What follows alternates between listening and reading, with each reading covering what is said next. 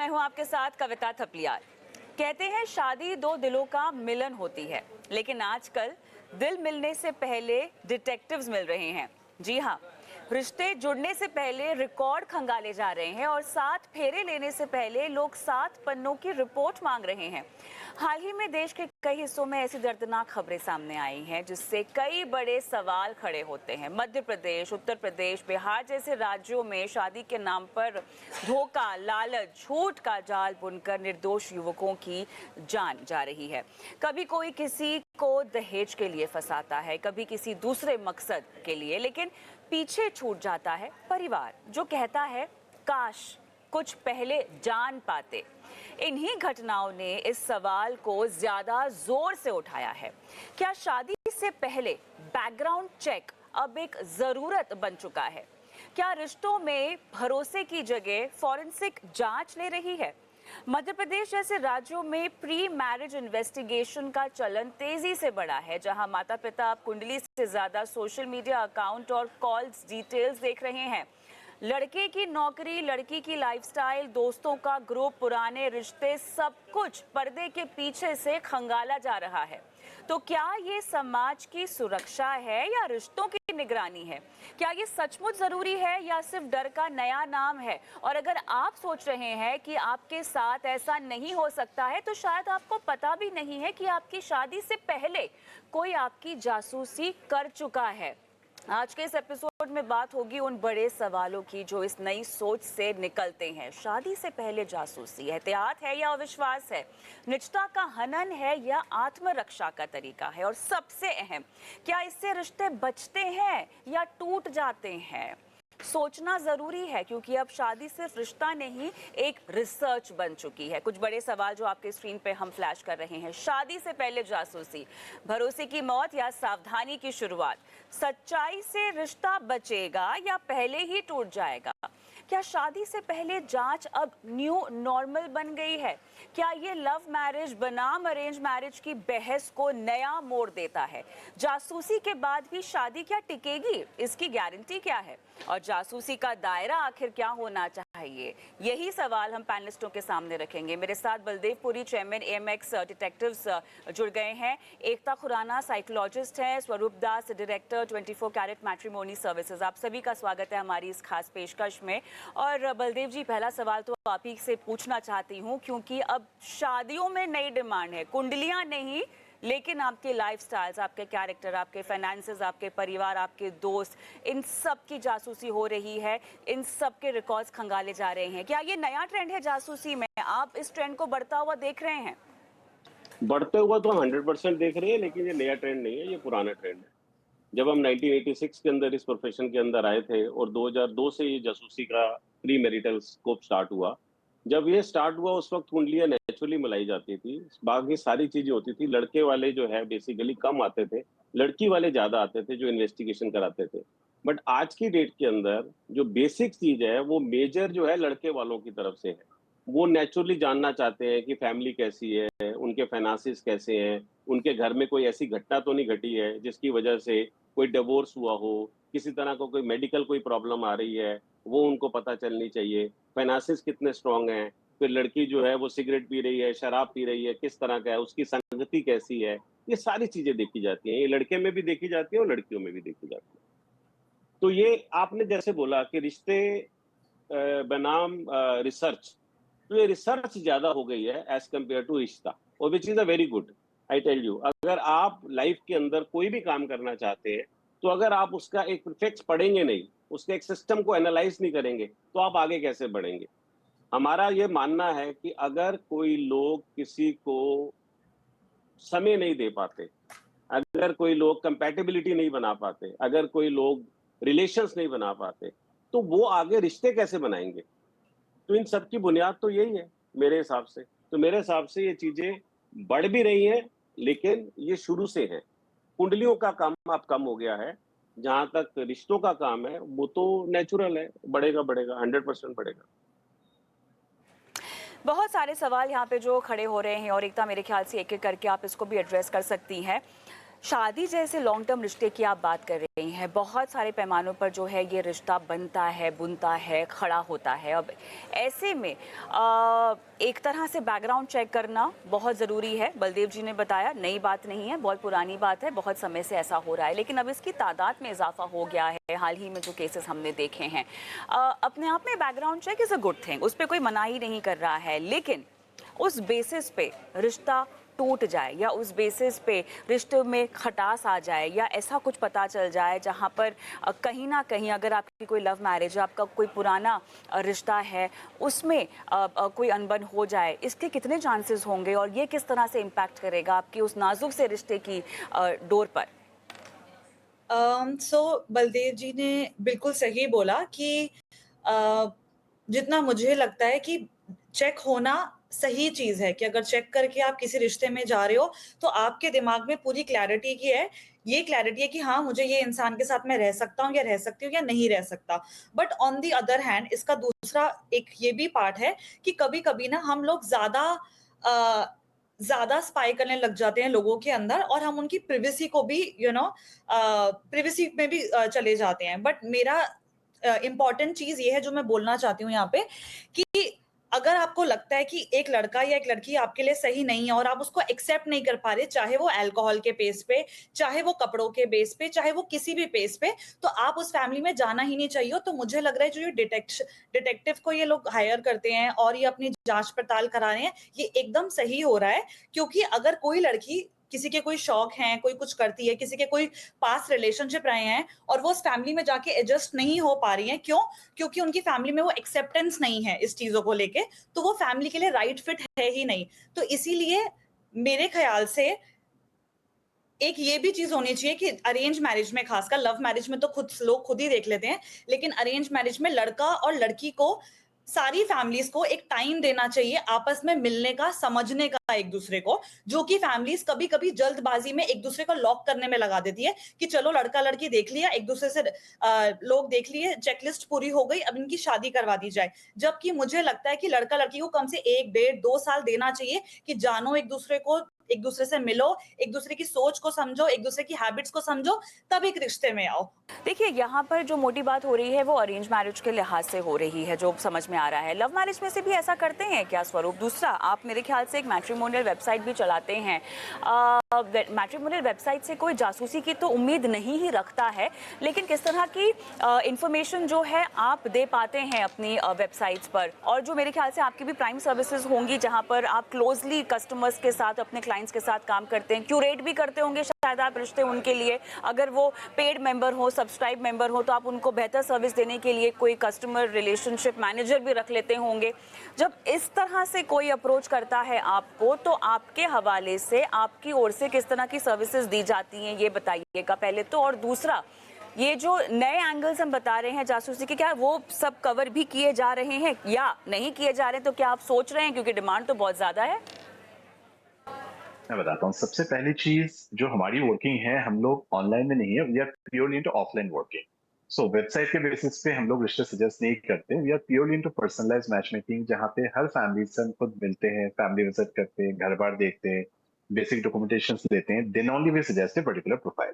अब होता क्या है कि बेसिक चीजें वेरिफिकेशन हम इनिशियल स्टेज पर को करके देते हैं, like the date of birth certificate, ID proof, address proof, कोई divorce agreement, कोई NRI या passport copy, so that कल को अगर एक रिश्ता में उनको suggest करना, if I'm saying कि the boy he is 30 years old, means he is 30 years old, उसकी एक supporting document मेरे पास है। अगर मैं कहता हूँ इस कंपनी के साथ तो जॉब करता है, तो उसकी एक supporting document हमारे पास। अब होता क्या है कि जो एकता जी ने अभी एक बात बोली थी कि बच्चों को, फैमिली को टाइम देना जरूरी है, वो एक्चुअली हमारी तरफ से हमेशा सजेशन होती है कि कोई भी प्रोफाइल अगर फैमिली की मीटिंग्स होती है and they are okay with that, we always tell them कि आप लोग टाइम दो, बच्चों को मिलने दो, इनफॉर्मल मीटिंग्स होगी तभी चीजें समझ में आती है। क्योंकि डिटेक्टिव एजेंसी की जो बात आती है, ऑब्वियसली ये मैं नहीं कहूंगा कुंडली से पहले आती है, बिकॉज फर्स्ट स्टेप नॉर्मली से कुंडली, जिसकी भी आज शायद हम पिछले 23 साल से मैं इस फील्ड में हूँ, 2002 से। सो पहले और अभी के बीच में जो कुंडली का इन्वॉल्वमेंट है वो बहुत ज्यादा बढ़ गया है। पहले इतने लोग नहीं मिलाते थे जितना आज मिलाने लगे, क्योंकि एक तो आज का रिश्ता टूटते बहुत ज्यादा है, दूसरी बात ये है कि लोगों के एक एक दो दो बच्चे हैं, हर कोई चाहते हैं कि हर चीज देख के संभल के किया जाए, कि कल को ऐसा अफसोस ना हो कि जब मिला लेते तो शायद ये प्रॉब्लम्स नहीं आती। रही बात रिलेटिव इंसेंस की बात, ये भी बलदेव जी ने बिल्कुल सही कहा कि शायद आजकल लड़के वाले ज्यादा डरे हुए हैं कंपेयर टू लड़की वाले, बिकॉज कहीं ना कहीं लॉस कह लो चाहे any of the benefits and everything वो लड़के के फेवर में ज्यादा आती है, तो दे जस्ट वांट कि उनकी पूरी एक वेरिफिकेशन हो। लेकिन वही है, बलदेव जी शायद और बता पाएंगे कि पहले जितना भी पता कर ले फिर भी तो डिवोर्सेस होते हैं। डिवोर्स का रीजन सिर्फ एक रिलेटिव इंसेंस वाले पार्ट नहीं होते, there are so many other factors also. आपस में इनकम्पेटिबिलिटी होती है, वो एक रीजन आ जाता है, एक दूसरे के बीच में समझ में नहीं आती है, मेडिकल इश्यूज आते हैं, बहुत सारी चीजें आती हैं जिसकी वजह से डिवोर्स आता है। लेकिन अगर हमारे पॉइंट ऑफ व्यू से आप सोचे तो ऑब्वियसली हम उनको सारा चीज वेरीफाई करके देख के समझ के then only we suggest the profiles. बिल्कुल प्रीमियम सर्विसेज हमारी आती है जहाँ पे हम ये सर्विसेज भी उनको ऐड ऑन करके देते हैं कि if they want any other relative agencies and all we can suggest them, guide them, क्योंकि बिल्कुल, तो वो रिश्ते के आप लाइफ में उनको हमारी ऑफर कर सर्विसेज सकते ईजी हैं है as an and they are add on satisfied. Feature. बिल्कुल, और मेरे ख्याल से उसका ट्रेंड भी है और वो होना भी चाहिए। लेकिन बलदेव जी, आप ही के पास मैं आना चाहती हूँ क्योंकि हम एक बहुत अहम मुद्दे पर बात कर रहे हैं। शादी एक लॉन्ग टर्म कमिटमेंट है जिसके साथ आप जुड़ते हैं किसी शख्स के साथ, उसके परिवार के साथ, ठीक है। अब सवाल यहाँ पर ये है कि आजकल जो जासूसी की जा रही है वो किस किस बिना पे की जा रही है। एक तो मुझे ये बताइएगा कि जो लव मैरिजेस के केसेस हैं क्या वो भी आपके पास आ रहे हैं, और दूसरा जो केसेस आ रहे हैं जिस तरह का वो आपसे सर्विसेज चाह रहे हैं वो किस किस बेसिस पे चाह रहे हैं। देखिए, फाइनेंशियल्स और घर परिवार में क्या क्या है ये शायद बहुत कॉमन फैक्टर्स होंगे, लेकिन ऐसा कोई नया ट्रेंड जहाँ पे आपको लग रहा है कि नहीं, इस तरह की छानबीन, इस तरह की पड़ताल भी एक नया ट्रेंड है जो लोगों को चाहिए शादी से पहले, जो वो जानना चाहते हैं।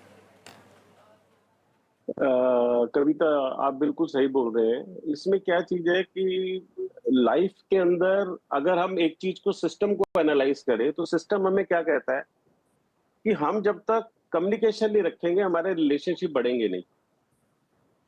जहां तक हम किसी को रिस्पेक्ट नहीं देंगे वहां हमारा प्यार नहीं आएगा, वो हमें कभी लव नहीं देगा। अगर हम किसी को रिस्पेक्ट नहीं कर रहे, अगर हम किसी को बेसिकली स्पेस नहीं दे रहे, अगर हम किसी को ट्रस्ट नहीं कर रहे, तो आगे जाके वो रिलेशन चलेगा नहीं आपका। अब जहां तक आपने बात की कि ऐसी कौन सी चीजें हैं, कि आम चीजें हैं, वो तो होती हैं। जो मेजर चीज होती है वो ट्रेड्स आते हैं, जो ट्रेड्स पहले नहीं चेक होते थे। आजकल जो सबसे ज्यादा इंपॉर्टेंट है वो पर्सनैलिटी ट्रेड्स के ऊपर है कि फैमिली को कितनी कमिटमेंट देती है फीमेल या मेल, वो फैमिली उसके ऊपर कितनी बैंक करती है, उसके बाद वो दोस्तों यारों को कितनी कमिटमेंट दे रहा है, दोस्तों यारों, दोस्त यार उसके लिए कितना इंपॉर्टेंस रखते हैं उसकी लाइफ में, वो अपनी वाइफ से क्या एक्सपेक्ट कर रहा है, वाइफ अपने हस्बैंड से क्या एक्सपेक्ट कर रही है, उसकी फैमिली से क्या एक्सपेक्ट कर रही है। तो ये सारी चीजें बहुत इंपॉर्टेंट हैं जो आजकल चल गई हैं, जो बहुत जरूरी है। बेसिकली हम सबसे पहले तो ये देखना चाहते हैं कि प्री मैरिटल इन्वेस्टिगेशन जो भी हमारे पास आती है, हम बड़ी मैट्रिमोनियल एजेंसीज के लिए भी काम करते हैं, कोई ऐसी बात नहीं है। हम उनके लिए भी करते हैं, जो प्रीमियम सर्विस भी दे रहे हैं हम उनके लिए भी काम करते हैं, कोई ऐसा नहीं है। But basically one thing importantly, जहां तक कुंडलियां हो गई, जहां तक ये सारी चीज हो गई, अब मेरे हिसाब से तो कुंडलियां कम हो गई है जो हमारे पास रिश्ते आते हैं, जो हमारे पास इन्वेस्टिगेशन आती है। क्योंकि जो आपने मेरे से पूछा कि लव मैरिज होती है या अरेंज मैरिज, आपके पास किस तरह के रिश्ते आते हैं, हमारे पास तो दोनों तरह के रिश्ते हैं, लव मैरिज के भी है और अरेंज मैरिज के भी है। अरेंज मैरिज में परिवार जो है वो रिश्तों को बचाता है, वो उनको संभालता है, वो उनको जोड़ता है, वो उनको रिलेशन, क्योंकि इंडिविजुअल को अपने, हम उनको यही समझाते हैं। मैं एक काउंसलिंग भी करता हूँ, मैं प्री मैरिटल की काउंसलिंग भी करता हूँ, मैं पोस्ट मैट्रिमोनियल भी काउंसलिंग करता हूँ। Now the thing is this, उसके अंदर हम उनको ये लोग चीज समझाते हैं कि भाई आप एक दूसरे को समझो, उसने क्या पहना हुआ है, उसने क्या खाया, वो क्या कर रहे हैं, वो सारी चीजें जैसे एकता ने भी बताई, it is perfectly all right. Now the thing is this, जैसे आपने मेरे से पूछा कि ऐसी कौन सी नई चीज आ गई है जिसके ऊपर वो बैंक करते हैं, तो सबसे पहले जो पहले ट्रेड्स नहीं चेक करते थे, आजकल वो ट्रेड्स चेक करते हैं। ट्रेड्स में जो मैं सबसे इंपॉर्टेंट चीज बोलता हूँ कि फैमिली के साथ उसकी बॉन्डिंग कितनी है और फैमिली उसके ऊपर कितनी बैंक कर रही है, राइट। और वो सिर्फ ड्रिंक्स ही ले रहे हैं, वो सिर्फ स्मोक ही कर रहे हैं, या वीड्स वगैरह भी ले रहे हैं, मोर देन दैट उसके आगे भी जा रहे हैं। क्योंकि एक कोई ऐसी चीज होती है जिससे आदमी बैकआउट नहीं कर सकता। आदमी सिगरेट छोड़ सकता है, शराब छोड़ सकता है, वीड जैसी चीजें जो है वो, इनफैक्ट अगर वो ड्रग्स लेनी स्टार्ट कर देगा तो वो नहीं कर पाएगा। तो ये बहुत महत्वपूर्ण चीजें हैं, इनकी इन्वेस्टिगेशन आजकल हमारे पास जो है वो बहुत लेवल पे बढ़ गई है। और दूसरा, जैसे सोनम के ब्रदर ने भी बोला, मध्य प्रदेश के अंदर जो राजा साहब और सोनम का केस हुआ, उसमें उसके ब्रदर ने बोला कि भाई अगर मेरे को पता होता कि ये राज को चाहती है तो मैं राज से शादी करा देता। अरे भाई, तुम्हारी रिस्पॉन्सिबिलिटी भी तो है, राइट। तुम्हारी वो बहन है, तुम्हारे घर का एक पार्ट है, तो तुम्हें ये चीज सोचनी चाहिए।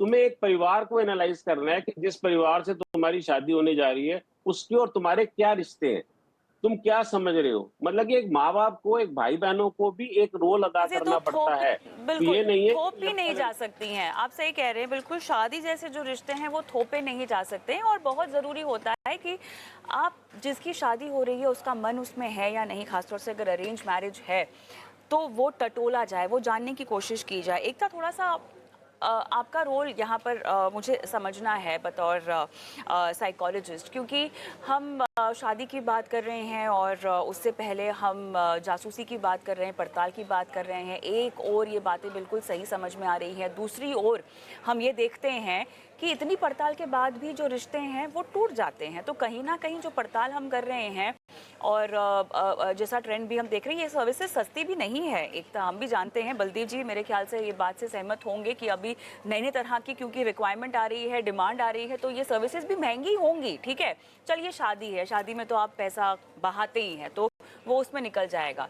लेकिन फिर कोई अड़चन आ गई, फिर कोई बात आ गई कि अरे शादी से पहले तो हमें ये चीज़ पता ही नहीं थी। सुनिश्चित कैसे हो कि जो जासूसी से जो रिपोर्ट आई है 7 पन्ने की, 7 फेरे लेने के बाद भी वो रिपोर्ट के तथ्य पे आपने शादी कर ली, उसके बिना पे आपने शादी कर ली और वो 7 जन्म टिकेगी?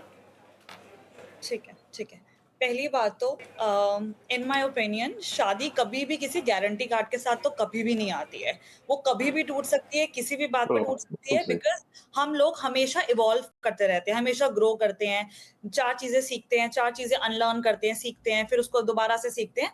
तो कंपैटिबिलिटी में और पड़ताल में बहुत फ़र्क है। आपकी चेकलिस्ट हमेशा सही हो सकती है कि ऐसा है, ये सिगरेट नहीं पीता, दारू नहीं पीता, अच्छे ऐसे कपड़े पहनता है, परिवार ऐसा है, हमारे कल्चर का है। लेकिन compatibility is a different thing कि मेरा नेचर, मेरी इमोशनल इंटेलिजेंस, मेरी मेंटल इंटेलिजेंस इस इंसान से मिलती है या नहीं मिलती है। तो ये चीज़ें में और पड़ताल में इतना ही फ़र्क है कि कभी भी कुछ भी हो सकता है। हमेशा हमें ध्यान रहना चाहिए। और दूसरा जो आपने मुझसे सवाल पूछा था कि बाद में परिवार वालों को पता चलता है कि ओह! हमें इसके बारे में तो पता ही नहीं था या हमें इस चीज़ के बारे में नहीं पता था।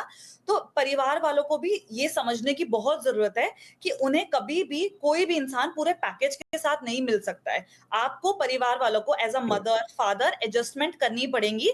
मैंने यूजुअली देखा है जो मेरे पास भी कपल काउंसलिंग में आते हैं लोग, तो कई बार most of the time I am saying, ठीक है, हमेशा नहीं बट कई बार माँ-बाप की वजह से कपल्स के बीच में लड़ाई होती है या और परिवार वालों के नेचर की वजह से कपल्स के बीच में लड़ाई होती है, मोर देन आपस में जो उन दोनों की लड़ाई होती है। तो वो दोनों फिर भी थोड़ा बहुत एडजस्टिंग हो जाते हैं, लेकिन कई बार परिवार वाले स्टबर्न होते हैं उस चीज़ को लेके कि नहीं ऐसा ही रहना है, ऐसा ही रहना है। क्योंकि अगर आप लव मैरिज की भी बात करो ना कविता, तो उसके अंदर ना हमारा रोल क्या है? जैसे फॉर एग्ज़ाम्पल अगर मैं आउटसाइड द रिलेशनशिप मैं किसी की गर्लफ्रेंड हूँ बाहर, ठीक है? तो मेरा रोल सिर्फ़ मेरे बॉयफ्रेंड तक होगा, ठीक है? कि मैं उसके साथ कैसे रह रही हूँ, कैसे हम कितने मज़े करते हैं, मैं कैसी बात करती हूँ। लेकिन जब मैं एक परिवार में चली जाती हूँ ना, तो मेरे 4 से 5 रोल और बढ़ जाते हैं। तो कभी मैं उनकी बहू होती हूँ, कभी मैं किसी की व्हाटएवर किसी की बुआ हूँ, किसी की मासी हूँ, किसी के ये हूँ। तो इन सारे रोल्स में, इन 5 रोल्स में मैं कैसे खुद को एडजस्ट कर पा रही हूँ, ये भी बहुत मैटर करता है। और वहाँ पे परिवार को भी समझना पड़ता है और जो परिवार में नया आया है उसको भी, चाहे वो लड़का हो, चाहे वो लड़की हो, दोनों को ही समझना पड़ता है। ऐसा नहीं है कि कुछ अचानक से नया आ जाता है, इट्स जस्ट कि आपको भी थोड़ा सरेंडर करना सीखना पड़ता है। एब्सोल्युटली, बिल्कुल। और इसी बात को मैं आगे बढ़ाना चाहूँगी स्वरूप के साथ भी, क्योंकि स्वरूप अब जैसे कि ज़माना वो नहीं रह गया है, ठीक है, कि लड़के वाले अपनी अकड़ में रहें और लड़की वाले अगर झुक रहे हैं तो वो लगातार झुकते ही रहे। बहुत ज़रूरी हो गया है कि कोई बीच का रास्ता निकाले। अगर कोई प्रॉब्लम भी है, अगर किसी बात पर आपको मानना भी है और कोई इशू भी है, किस तरह से आपको ये लगता है कि अब क्योंकि आप तो दोनों पार्टियों से बातचीत करते हैं, आपका संपर्क दोनों से ही होता है, कैसे ये इंश्योर किया जाए कि जो हादसे या जो दिक्कतें हम अभी सुन रहे हैं, जो लगातार खबरों में भी हैं, इनसे बचा जा सकता है, प्रोवाइडेड दोनों पार्टियां जो हैं एक टेबल पर आकर मोटी बात करें, मेन बात करें, मुद्दे वाली बात करें। ये कैसे सुनिश्चित किया जाए कि आपके संज्ञान में ये बातें कैसे डाली जाएं कि कुछ अहम मुद्दे भी हैं जो आप लोगों को फेस टू फेस बात करनी होगी? देखिए, सबसे पहली चीज़ कविता जी क्या होता है कि जब भी कोई 2 परिवार मिलते हैं, ये रिश्ता इंडिया में कभी लड़के या लड़की में के 2 फैमिलीज़ में होती है। इससे दोनों परिवारों का मिलाप बहुत इंपॉर्टेंट होती है। कुछ केसेस में क्या होता है कि जल्दीबाजी में लोग गलत डिसीजन ले लेते हैं, स्पेशली अगर हम एनआरआई केसेस को लें, जो लोग यहाँ पे बहुत कम टाइम के लिए आते हैं, उनका एक हमेशा माइंडसेट होता है कि चलो जी 2 हफ्ते 3 हफ्ते के लिए आए, इसी बीच में एंगेजमेंट भी कर लो, हो सके तो शादी भी कर लो। ये चीज सबसे बड़ी गलत डिसीजन होती है किसी की भी। आज किसी भी एक परिवार को जानने के लिए 1 2 4 मीटिंग काफी कभी नहीं होते, उनके लिए बहुत टाइम लगता है एक दूसरे को जानने के लिए, इसलिए टाइम देना सबसे इम्पोर्टेंट होती है। सेकेंडली, जैसा एक जी ने बोला ना, 100% कभी किसी को नहीं मिल सकता, कुछ कॉम्प्रोमाइजेस हमेशा करना होता है, चाहे वो लड़के वाले हो चाहे लड़की वाले हो। इसलिए जो लड़की वाले भी आते हैं हमारे पास में, किसी की डिमांड्स होती है कि हम बहुत पैसा देख रहे हैं, कोई देख रहे हैं बहुत लुक्स देख रहे हैं, कोई ब्रांड देख रहे हैं, हम लोग हमेशा एक सजेशन गाइडेंस काउंसलिंग ये रहती है कि आप लोग ऐसा एक परिवार देखो जहां पे कि आपकी बेटी वहां पे जाके खुश हो, उस घर का लड़का आके आपके यहाँ पे कंफर्टेबल हो, ना तो अपने से बहुत ऊपर कहीं पे रिश्ता किया जाए फाइनेंशियली, ना तो बहुत नीचे किया जाए। एक सिमिलर बैकग्राउंड से अगर रिश्ता होता है, हमेशा वो रिश्ता टिकता ज्यादा है, टूटते कम है। हाँ, जहां तक आती है कि जेन्युइनिटी की बात या डिसेंसी की बात या एक आगे रिश्ता कितना चलेगा, इसकी तो गारंटी बिल्कुल सही बात है, कहीं पे कोई नहीं दे सकता। रिश्ता 1 दिन चलना है, 1 महीना चलना है, 1 साल चलना है, जिंदगी भर चलना है, 7 जन्म चलना है, किसी को नहीं पता। लेकिन दोनों को कॉम्प्रोमाइज करनी पड़ती है, शादी का मतलब ही कॉम्प्रोमाइज होता है, दोनों कॉम्प्रोमाइज करेंगे तभी रिश्ता आगे बढ़ता है। और हस्बैंड वाइफ के बीच में शायद बिल्कुल सही है, कॉम्प्रोमाइज होती भी है, एडजस्टमेंट होती भी है, परिवारों के बीच में एडजस्टमेंट होना सबसे ज्यादा जरूरी हो गया है। लेकिन स्टिल इंडिया है, इंडिया में आज भी हम लोग शादी को एक यही सोच के शादी करते हैं हर कोई, this is one time life long relationship. बाहर की तरह नहीं है जहाँ पे शादी से ज्यादा डिवोर्स होती है, शायद वो चीज इंडिया में अभी तक कल्चर नहीं आया। We are still happy with that, और आई होप कि आगे भी ये कल्चर रहेगा जहाँ पे कि लोग शादी को एक एक जेन्युइन इंस्टीट्यूशन की तरह चीजों को लेंगे वे में या डिवोर्स के वे में चीजों को नहीं लेके जाएंगे। This is what my suggestion is. चलिए, मेरे ख्याल से सबकी अपनी अपनी सोच है और उसके हिसाब से लोग शादी के मायने समझते हैं और इस रिश्ते को निभाने के लिए अपने लिए रूल्स बनाते हैं, नॉर्म्स बनाते हैं। मोटी बात यहाँ पर ये है कि निभाना कपल के बीच की बात होती है और उन दोनों को इस बात का इल्म होना चाहिए कि वो इस रिश्ते में अपने आप को कहाँ देखते हैं एक दूसरे के साथ। तो आज की चर्चा तो यहीं खत्म होती है, लेकिन सवाल अभी भी बाकी हैं। क्या हम शादी से पहले जासूसी को जिम्मेदारी कहें या रिश्तों में भरोसे की हार? शादी जो कभी 2 दिलों की बात मानी जाती थी, अब एक जांच पड़ताल की प्रक्रिया बनती जा रही है। पर क्या हर बैकग्राउंड चेक आपको सच्चाई बताएगा या फिर रिश्तों में शक की दीवार और ऊंची कर देगा?